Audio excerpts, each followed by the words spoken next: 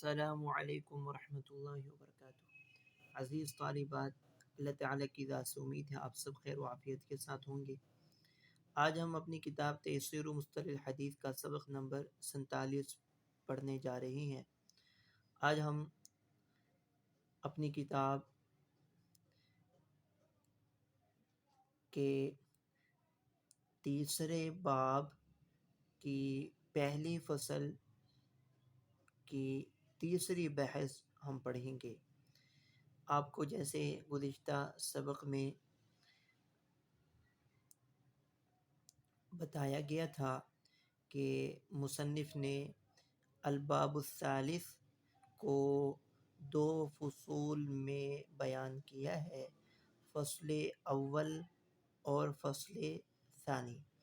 پھر فصل اول کو 4 مباحث میں تقسیم کیا ہے۔ فصل اول کو 4 مباحث میں تقسیم کیا۔ بحث اول اور بحث ثانی کل کے سبق میں ہم پڑھ چکے ہیں۔ آج ہم انشاءاللہ العزیز بحث ثالث کو پڑھیں گے۔ بحث ثالث کا عنوان ہے کتابت الحدیث و ضبطہ، کتابت حدیث اور حدیث کا ضبط۔ سبق شروع کرنے سے پہلے دعا پڑھ لیں، رب یسر ولا تعسر وتمم بالخیر وبک نستعین یا فتاح یا فتاح یا فتاح۔ اب صفحہ نکال لیں جی۔ بسم اللہ الرحمن الرحیم۔ المبحث الثالث کتابت الحدیث و ضبطہ والتصنیف فیہ، کتابت حدیث، ضبط حدیث اور اس میں احادیث کی تصنیفہ۔ حکم کتابت الحدیث، کتابت حدیث کا حکم۔ اختلف السلف من الصحابة والتابعین فی کتابت الحدیث علی اقوال۔ صحابہ و تابعین کا کتابت حدیث کے حوالے سے اختلاف رہا ہے اور اس میں کئی اقوال ہیں۔ فکرہا بعضهم منہم ابن عمر وابن مسعود وزید بن ثابت۔ کچھ صحابہ کتابت حدیث کو مکروہ قرار دیتے ہیں، ان میں ابن عمر ہیں، ابن مسعود، زید بن ثابت۔ واباحها بعضهم، جبکہ اکثر صحابہ وہ کتابت حدیث کو مباح قرار دیتے ہیں اور کتابت حدیث کی اجازت دیتے ہیں۔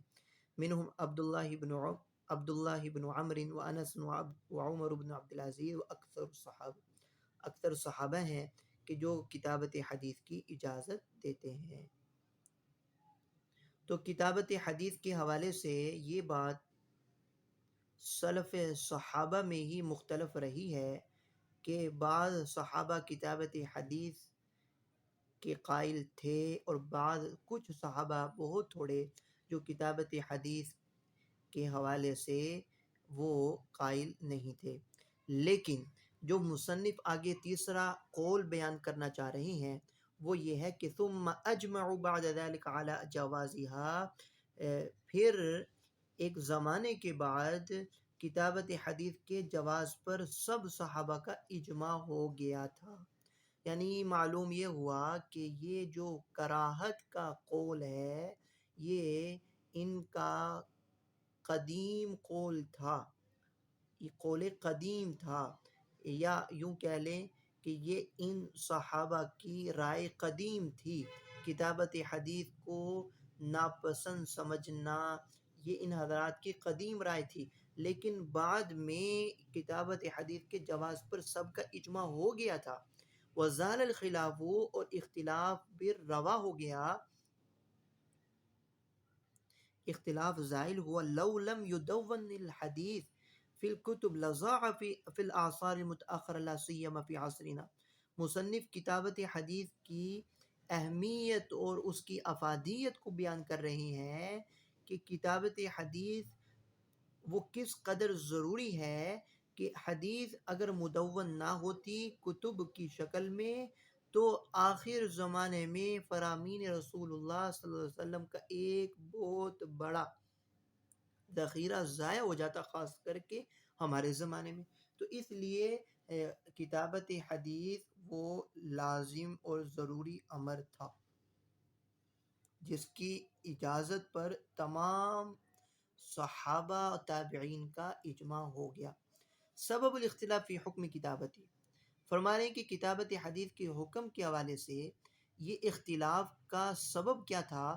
سبب الخلاف فی حکم کتابتی انہ وردت احادیث متعارضۃ فی الاباحۃ والنہی، دراصل نہیں اور اباحت کے حوالے سے احادیث متعارض وارد ہوئی ہیں، احادیث متعارض وارد ہوئی ہیں جو ایک دوسرے کے متعارض ہیں، ایک حدیث میں نہیں اور دوسری حدیث میں اجازت۔ حدیث النہی، حدیث النہی ما رواہ مسلم، امام مسلم نے جو اپنی کتاب صحیح مسلم میں روایت کی ہے، ان رسول اللہ صلی اللہ علیہ وسلم قال لا تكتبوا عني شيئا الا القرآن ومن كتب عني شيئا غیر القرآن فليمحوه، آپ صلی اللہ علیہ وسلم نے فرمایا کہ مجھ سے قرآن کے علاوہ کسی سنی ہوئی بات کو ہرگز نہ لکھو، جس نے مجھ سے کسی بات قرآن کے علاوہ کو سن کر لکھا ہے فَلْيَمْحُهُ، تو چاہیے کہ وہ اس کو مٹا دے۔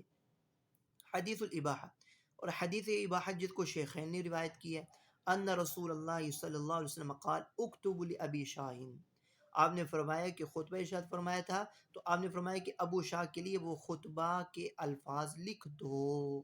ہناک احادیث اخرى فی اباحت الکتابہ، اباحت کتابت حدیث کی اباحت میں دیگر بھی احادیث موجود ہیں، ان میں سے ایک وہ حدیث جس میں آپ صلی اللہ علیہ وسلم نے عبداللہ بن عمر بن العاص کو کتابت حدیث کی اجازت دی تھی۔ الجمع بین احادیث الاباحۃ والنہی، یہ احادیث اباحت والنہی کے درمیان تطبیق کے حوالے سے علماء نے کئی تطبیق ان دونوں احادیث میں پیدا کرنے کی کوشش کی ہے۔ چنانچہ لقد جمع العلماء بین احادیث النہی والاباحۃ علی وجوہ، کئی طریقوں سے احادیث نہی و اباحت کے درمیان علماء نے تطبیق بیان کی ہے۔ ان میں سے پہلی تطبیق یہ ہے، قال بعضهم، بعض حضرات یہ کہتے ہیں، الاذن بالکتابہ لمن خیف نسیانہ للحدیث، کہ کتابت حدیث کی اجازت اس کے لیے ہے کہ جسے حدیث کے بھول جانے کا خوف اور خطرہ رہتا ہو، جسے حدیث کے بھول جانے کا خوف اور خدشہ رہتا ہو، اس کے لیے کتابت حدیث کی اجازت ہے۔ والنہی لمن امن النسیان وخیف علیہ اتکال علی الخط اذا کتب، اور جو ممانعت ہے وہ اس کے لیے ہے کہ جس کو اپنے نسیان پر، اپنے بھولنے پر امن ہو، یعنی کہ جو نسیان اور بھولنے سے محفوظ رہتا ہو، اور جب وہ لکھنا چاہے، لکھنے کی صورت میں خط پر اعتماد کا خوف ہو، اپنی لکھائی پر اعتماد کا خوف، یعنی کہ خط و کتابت خوب اچھی طرح کرنا نہ جانتا ہوں، تو اس لیے آپ صلی اللہ علیہ وسلم نے ایسے شخص کو لکھنے سے منع فرمایا۔ تو ممانعت والی روایات اس شخص کے لیے ہیں کہ جس کو اپنے نسیان سے کوئی ڈر نہیں ہے اور اس کو امن ہے، اور جبکہ لکھنے کی صورت میں اس کو اپنی خط پر اعتماد کا خوف اور خدشہ رہتا ہے کہیں غلطی نہ ہو جائے۔ وقال بعضهم جاء النهي حين خيف اختلاطه بالقرآن، بعض حضرات کہتے ہیں کہ نہیں اس زمانے میں وارد ہوئی تھی کہ جب احادیث کا قرآن کے ساتھ اختلاط کا خوف خطرہ رہتا تھا۔ ثم جاء الاذن بالکتابۃ حين امن ذلك، اور اذن اور اجازت وارد ہوئی ہے کتابت حدیث کے حوالے سے، اجازت جو وارد ہوئی اس زمانے میں جب یہ خوف اور خطرہ ٹل گیا اور خوف اور خطرے سے امن ہوا۔ وعلى هذا يكون النهي منسوخا، اس قول کے حوالے سے، اس قول کے اعتبار سے وہ جو احادیث نہیں ہیں وہ احادیث نہیں منسوخ ہو چکی ہیں، اب چونکہ وہ زمانہ نہیں رہا، اب اختلاط بالقرآن، احادیث کا قرآن کے ساتھ اختلاط کا کوئی خوف اور خطرہ نہیں رہا، کیونکہ قرآن مجید بھی مدون ہو چکا ہے۔ ماذا یجب علی کاتب الحدیث، اگلی بحث جو مصنف بیان کر رہے ہیں وہ یہ ہے کہ کاتب حدیث، حدیث لکھنے والے کے لیے کیا باتیں ضروری ہیں، کیا کیا باتیں ضروری ہیں. ینبغی علی کاتب الحدیث ان یصرف ہمتہ الی ضبط و تحقیق، کہ حدیث لکھنے والے پر ضروری ہے کہ وہ اپنی ہمت کو احادیث کے ضبط اور تحقیق کے لیے خرچ کر دے. اپنی ہمت احادیث کے ضبط اور تحقیق کے لیے وہ خرچ کر دے. شکلاً و نقطاً، شکل اور نقطوں کی صورت میں اپنی ہمت اور اپنی بساط کے مطابق وہ احادیث کو لکھے. یؤمن معہم اللبس، التباس سے محفوظ رہتے ہوئے. شکل اور نقطوں کے ساتھ التباس سے محفوظ اور مأمون رہتے ہوئے. وَيُشْكِلُ الْمُشْكِلِ لا سیما اسماء الاعلامی. وَيُشْكِلُ المشکل، اور مشکل الفاظ پر بھی اعراب لگا دے. لا سیما اسماء الاعلامی، خصوصاً مشہور ناموں پر.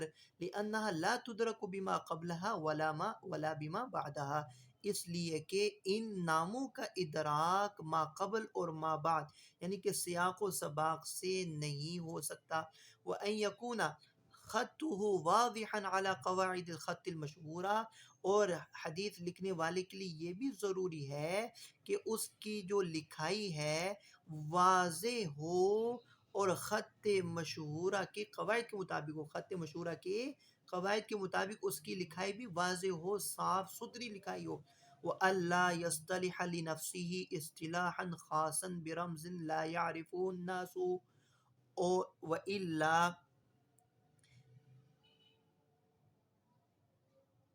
اور یہ نہ ہو کہ اس کی اپنی کوئی اصطلاح خاص ہو کہ لوگ اس کا اشارہ وہ سمجھ ہی نہ سکے. ایسا نہ ہو کہ اس کی اپنی کوئی ذاتی اصطلاح رمز کے حوالے سے ایسی نہ ہو کہ لوگ اس کو جان ہی نہ سکے، سمجھ ہی نہ سکے. ینبغی ان یحافظ علی کتابت الصلاة والتسلیم علی النبی صلی اللہ علیہ وسلم کلما جاء ذکرہ، اور حدیث لکھنے والے کے لیے یہ بھی مناسب ہے ان یحافظ علی کتابت الصلاة والتسلیم، کہ وہ نبی کریم صلی اللہ علیہ وسلم کے نام نامی کے آ جانے پر وہ درود و سلام کا تذکرہ ضرور کرے، درود و سلام کی کتابت کرے. ولا یسأم من تکرار ذالک، اور اس کے تکرار کی وجہ سے وہ اکتائے نہ. ولا یتقید فی ذالک بما فی الاصل ان کان ناقصا، اور نہ اصل میں موجود کے ساتھ کوئی قید وغیرہ لگائے اگرچہ وہ ناقص ہو. اور اسی طرح وَكَذَلِكَ الثَّنَاءُ عَلَى اللَّهِ سُبْحَانَهُ وَتَعَالَى كَعَزَّ وَجَلَّ، اور اسی طرح اللہ تعالیٰ کی ثنا بیان کرے جیسا کہ لفظ عز و جل. یہ الفاظ وہ لازماً وہ لکھے کتابت میں، یعنی کہ ایک تو درود شریف جب کبھی آپ صلی اللہ علیہ وسلم کا ذکر آئے، اور اسی طرح اللہ تعالیٰ کا اللہ تعالیٰ کا نام آوے تو عز و جل. وَكَذَلِكَ التَّرَضِّ وَالتَّرَحُّمْ عَلَى الصحابہ والعلماء، اور ایسے ہی رضی اللہ عنہ اور رحمہ اللہ کا اہتمام کرے صحابہ اور علماء پر. وَيَكْرَهُ الاقتصار على الصلاة وحدها او التسلیم وحدہ، اور اسی طرح فرمایا کہ مکروہ ہے کہ صرف صلاۃ پر اکتفا کرنا یا صرف تسلیم پر اکتفا کرنا، یعنی کہ صلاۃ و سلام دونوں، صلاۃ اور تسلیم دونوں لکھنے چاہیے. کما یکرہ الرمز الیہما بصاد ونحوہ مثل سلعم وعلیہ ان یکتبہما کاملتین، جیسا کہ فرمایا کہ مکروہ ہے ان دونوں کی طرف اشارہ کر دینا صلی اللہ علیہ وسلم کی طرف اشارہ کرنا صاد اور اس جیسے الفاظ سے جیسے صلعم. اور حدیث لکھنے والے کے لیے ضروری ہے کہ وہ انہیں مکمل صورت میں لکھے. علیہ ان یکتبہما کاملتین، صلاۃ کو بھی اور تسلیم کو بھی، صلی اللہ علیہ وسلم. تو اس میں صلاۃ بھی ہے اور تسلیم بھی ہے، تو ان کو مکمل طور پر لکھے، ان کی طرف اشارہ نہ کرے، کوئی ایسا رمز وغیرہ نہ لکھے. المقابلۃ و کیفیتہما، مقابلہ اور اس کی کیفیت کا بیان. یجب علی کاتب الحدیث بعد الفراغ من کتابته مقابلۃ کتابه باصل شیخه ولو اخذه عنه بطریق الاجازہ. فرمانے کہ حدیث لکھنے والے پر کتابت حدیث سے فراغت کے بعد اس کی کتابت کا اپنے اصل شیخ کی کتابت کے ساتھ مقابلہ کرنا ضروری اور واجب ہے. ولو اخذه عنه بطریق الاجازہ، اگرچہ اس کتاب کو اس نے بطریق اجازت ہی لیا ہو. وکیفیت المقابلہ، اور مقابلہ کی کیفیت کیا ہوگی، وہ فرما رہے ہیں ان یمسک ہوا و شیخہ کتابیہما، کہ اس کی کیفیت یہ ہے کہ شیخ اور شاگرد دونوں اپنی کتابوں کے نسخے سماع کے وقت سامنے رکھیں گے. ان یمسک ہوا و شیخہ کتابیہما حالت تسمیع، سماع کے وقت استاد اور شاگرد اپنے نسخے سامنے رکھیں گے. وَيَكْفِي أَن يُقَابِلَ لَهُ ثِقَةٌ أُخْرَى آخر فِي أَيِّ وَقْتٍ حَالَ الْقِرَاءَةِ أَوْ بَعْدَهَا، بلکہ کسی بھی وقت میں کسی اور ثقہ کا مقابلہ کرنا بھی درست ہے، کسی اور وقت میں کسی اور ثقہ کا مقابلہ کرنا بھی درست ہے. کما یکفی مقابلتہ بفرع مقابل باصل شیخی،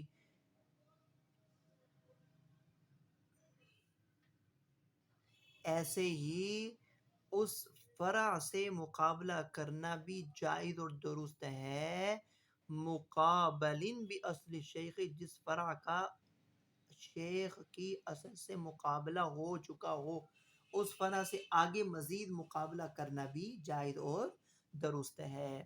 تو یہ بتایا ہے مقابلہ اور اس کی کیفیت. تو یہی کہ حدیث لکھنے والا کاتب کتابت حدیث کے فراغت کے بعد یہ کتابت اپنے شیخ کی اصل کے ساتھ مقابلہ کرے گا، اور اس کی صورت اور کیفیت یہی ہے کہ دونوں اپنی اپنی کتابوں کے نسخے سماع کے وقت سامنے رکھیں گے، سماع کے وقت سامنے رکھیں گے. اصطلاحات فی کتابت الفاظ الادا وغیرہ، ادا وغیرہ کے الفاظ کی کتابت سے متعلق اصطلاحات. الفاظ ادا کی کتابت سے متعلق جو اصطلاحات ہیں، جو آپ احادیث میں دیکھتے ہیں کہ کہیں ثنا لکھا ہوتا ہے، کہیں نہ لکھا ہوتا ہے، تو یہ اصطلاحات ہیں. غلب على كثير من كتاب الحديث الاقتصار على الرمز في الفاظ الاداء فمن ذلك انهم يكتبون، اکثر اور غالب طور پر حدیث کے لکھنے والے ادا کے الفاظ میں اشارے پر ہی اکتفا کرتے ہیں. اکثر اور غالب طور پر کتاب حدیث وہ الفاظ ادا کے اشارے پر اکتفا کرتے ہیں. فمن ذالک انہم یکتبون، پس وہ یوں لکھتے ہیں حدثنا کو ثنا او نا، اخبرنا انا او اری او آ الف را نون الف لکھتے ہیں. یہ الفاظ لکھ دیتے ہیں ان کی طرف اشارہ کرتے ہوئے. تحویل الاسناد الی اسناد آخر، اور تحویل کے لیے وہ کیا کرتے ہیں، یرمزون لہ بہا، وہ ہا کا رمز یعنی ہا کا اشارہ استعمال کرتے ہیں. وینطق القاری بہا ہکذا ہا، اور اس موقع پر پڑھنے والا اس کو ہا کہہ کر ادا کرتا ہے. تو حدثنا کے لیے کاتب حدیث وہ اکتفا کرتے ہیں ثنا پر، اور اخبرنا کے لیے کاتب حدیث وہ اکتفا کرتے ہیں الف نون الف پر، لیکن پڑھنے والے کے لیے ضروری ہے کہ وہ پڑھتے وقت ان الفاظ کا تلفظ کامل طور سے ادا کرے، ثنا کو حدثنا پڑھے اور انا کو اخبرنا پڑھے۔ اس کے لیے جائز نہیں اس انداز سے پڑھنا جیسے کہ یہ الفاظ لکھے ہوئے ہیں۔ تو اس لیے پڑھنے والے کو ان الفاظ کے ظاہر پر اکتفا کرنا جائز نہیں ہے، اس کو یہ مکمل پڑھنے لازم اور ضروری ہے۔ ہا کے لیے ہا لکھا ہو تو اس میں تو ہا پڑھا جا سکتا ہے، تحویل بھی پڑھا جا سکتا ہے۔ آپ جب احادیث کو دیکھتے ہیں تو یہ آپ کو رموز ملیں گے ثنا کے، نا کے، انا کے، تو آپ کو معلوم ہونا چاہیے کہ ثنا یہ کس کی رمز ہے۔ ہم نے یہاں پر حدثنا پڑھنا ہے، جہاں انا ہو وہاں پر اخبرنا پڑھنا ہے، اور جہاں پر ہا آ جائے تو یہ رمز ہے تحویل، کہ ایک سند کا دوسرے سند کے ساتھ منتقل ہونا۔ جرت العادت بحذف کلمت قال و نحوها بین رجال الاسناد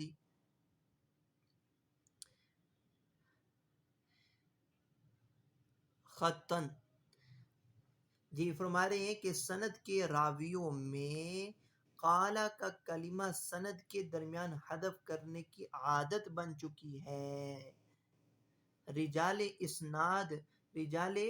اسناد کے درمیان قالا جیسے کلموں کے حذف کرنے کی عادت یہ جاری ہو چکی ہے، خطن بطور خط کے حذف کرنے کی عادت جاری ہو چکی ہے۔ وذلك لأجل الاختصار، اور اس کا جو مین سبب ہے وہ محض اختصار ہے۔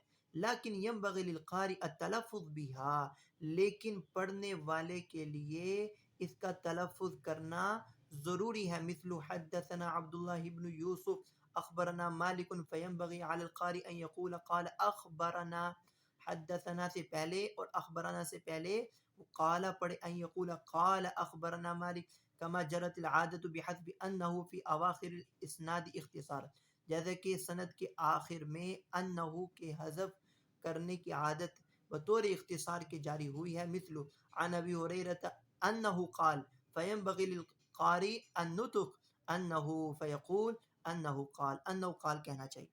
وذلك تصحیحا للکلام من حیث الاعراب، وذلك تصحیحا للکلام من حیث الاعراب، تاکہ اعراب کے اعتبار سے کلام درست ہو جائے۔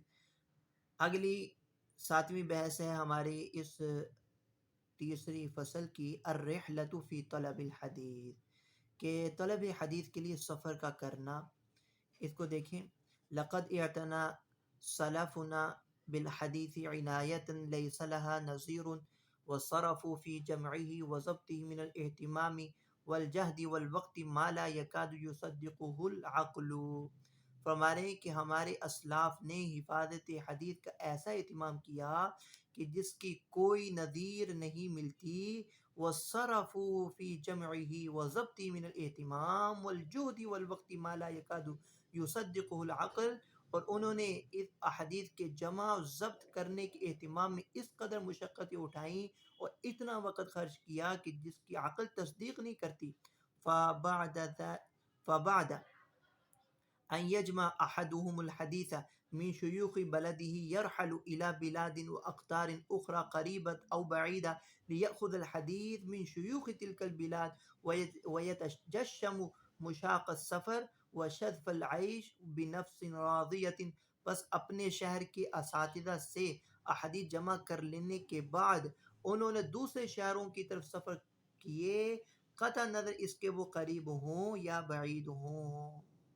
من قریب یرحل الى بلاد و اقطار اخرى قریبہ او بعیدہ، قطع نظر اس کے کہ وہ قریب ہیں یا دور ہیں، تاکہ حدیث حاصل کریں حدیث کو ان بلاد کے شیوخ سے، اس شہروں کے شیوخ سے احادیث کو حاصل کر سکیں اور سفر کی صعوبتیں، زندگی کی مشکلات کو نہایت خوشی کے ساتھ برداشت کرتے رہے ہیں۔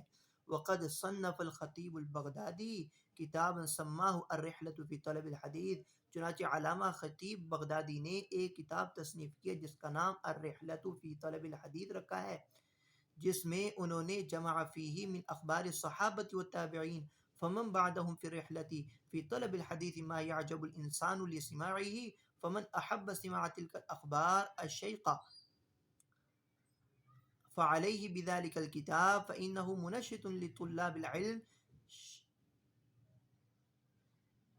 فإنه منشط لطلاب العلم شاحذ لہممہم موق لعزائمہم.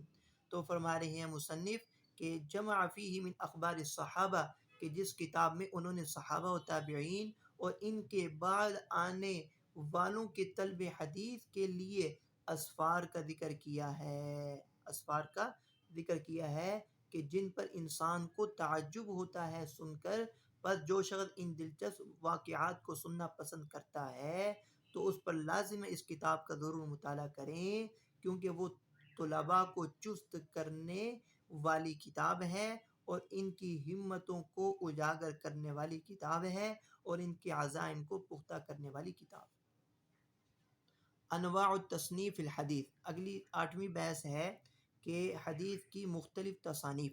یجب علی من یجد فی نفسی المقدرہ علی التصنیف فی الحدیث وغیر ان یقوم بالتصنیف. فرما رہے ہیں کہ مصنف واجب ہے اس شخص پر جو اپنی ذات میں تصنیف الحدیث کی قدرت اور ملکہ پاتا ہو تو وہ واجب ہے کہ وہ تصنیف کا اہتمام ضرور کرے. وذلک لجمع المتفرق، اسی طرح متفرق کو جمع کرنے، وتوضیح المشکل، مشکل کو واضح کرنے، وترتیب غیر المرتب، غیر مرتب کو مرتب کرنے، وفہرست غیر المفہرس، اور غیر مفہرس کے فہرست بنانے کے ساتھ مما یسہل علی طلبۃ الحدیث الاستفادۃ منہ بأیسر طریق واقرب وقت، تاکہ آسان ہو جائے طالب حدیث کے لیے اس سے استفادہ کرنا آسان طریقے سے اور تھوڑے ہی وقت میں. تو ایسا شخص جو کہ تصنیف الحدیث پر قدرت اور ملکہ رکھتا اس کو تصنیف کے لیے اہتمام کرنا چاہیے. اگر وہ متفرق ہوں تو وہ جمع کر لے اور غیر مرتب ہوں تو وہ ترتیب دے دے. تو ولیحذر، اور چاہیے کہ بچے اخراج کتابی ہی قبل تہذیبی ہی و تحریر و ضبطی ہی. تہذیب، تحریر اور ضبط یعنی کہ ضبط اور تحریر سے پہلے اپنی کتاب کو منظر عام پر لانے سے بچے. وَلْيَكُنْ تَصْنِيفُهُ فِي مَا يَعُمُّ نَفْعُهُ وَتَكْثُرُ فَائِدَتُهُ. اس کی تصنیف ایسی ہونی چاہیے کہ جس کا نفع عام ہو اور جس کا فائدہ زیادہ ہوتا ہو. هذا وقد صنف العلماء الحدیث على اشکال متنوعة فمن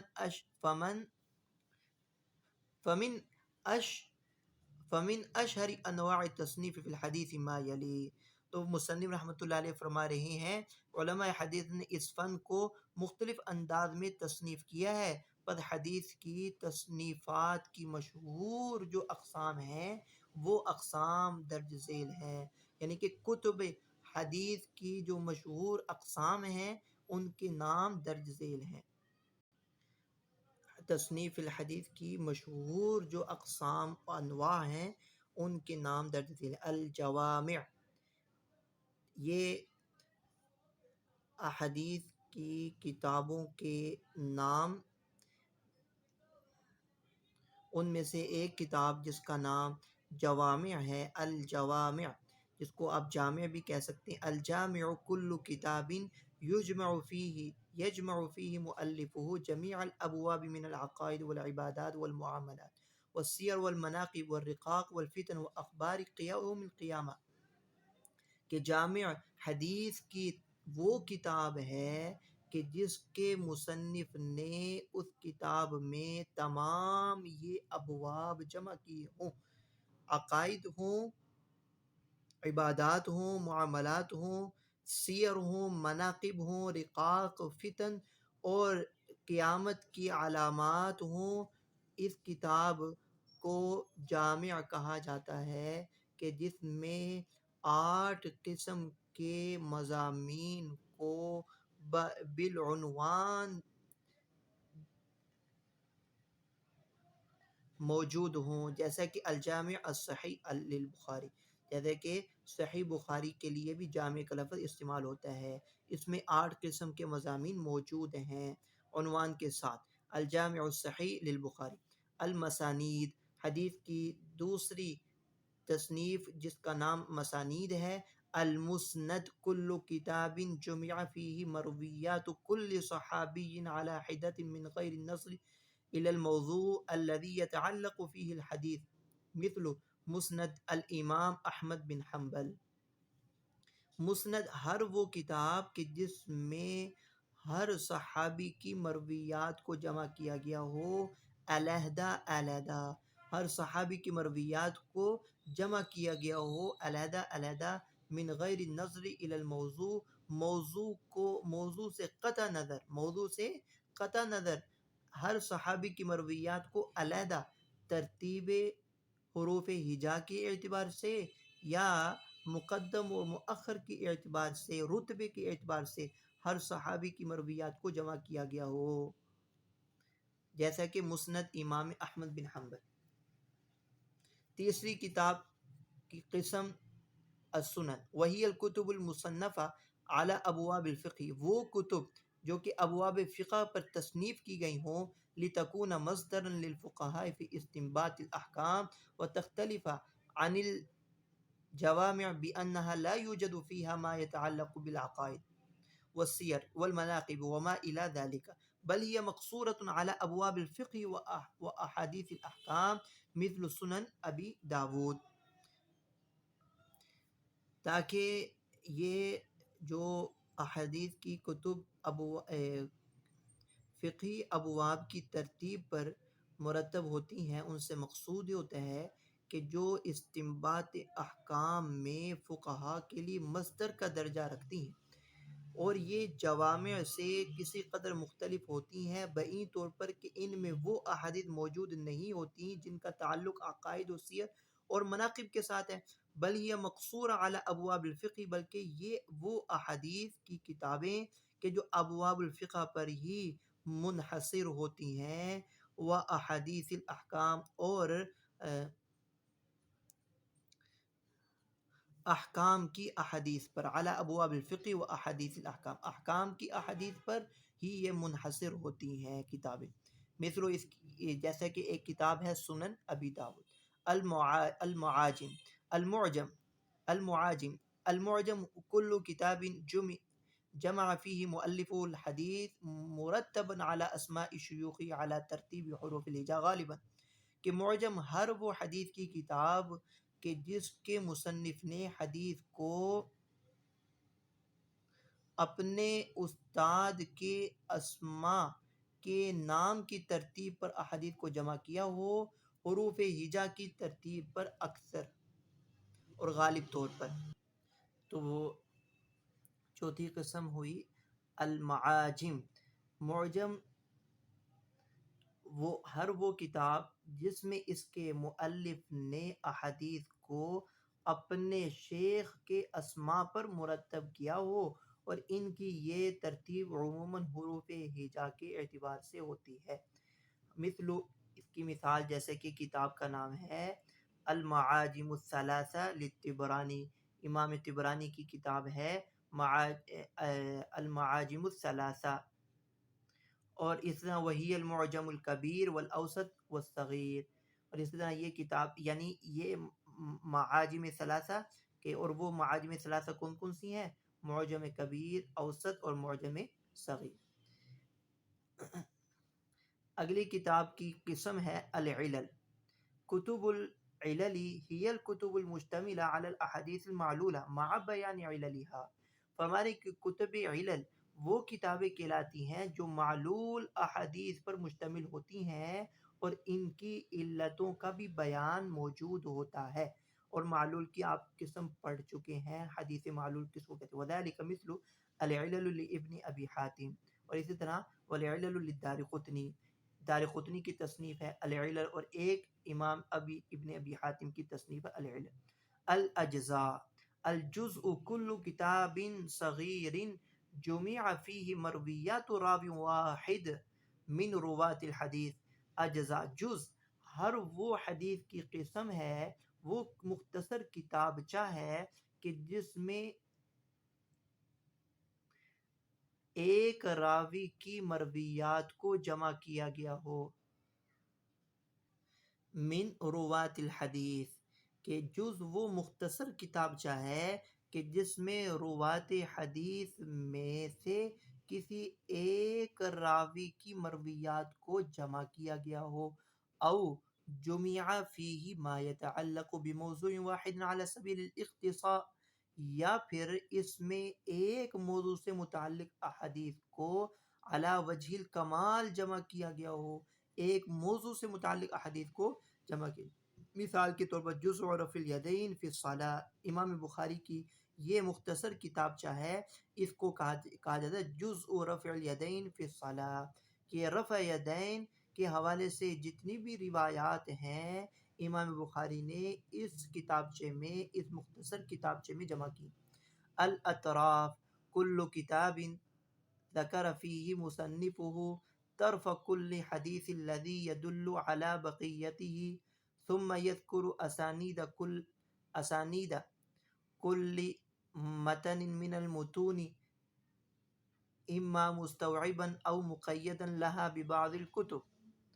فرما رہے ہیں کہ اطراف ہر وہ کتاب جس میں مصنف نے ہر حدیث کا ایک جز ذکر کیا ہو، جس میں مصنف نے ہر حدیث کا ایک جز ذکر کیا ہو جس سے باقی حدیث کی طرف اشارہ مل جاتا ہو، پھر ہر ایک متن کی سند بیان کر دے، یا تو علی وجہ الکمال یا ایک کتاب سے مقید کر دے.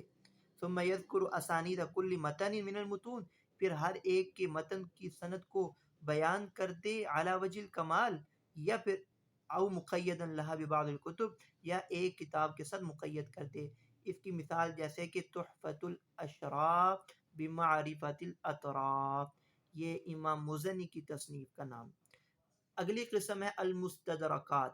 المستدرک کل کتاب جمع فیہ مؤلفہ الاحادیث التي استدرکها علی کتاب آخر مما فاتت علی شرطہ، کہ مستدرک وہ کتاب کہلاتی ہے کہ جس میں مصنف نے دوسری کسی کتاب کی ترک کردہ احادیث کو جمع کیا ہو.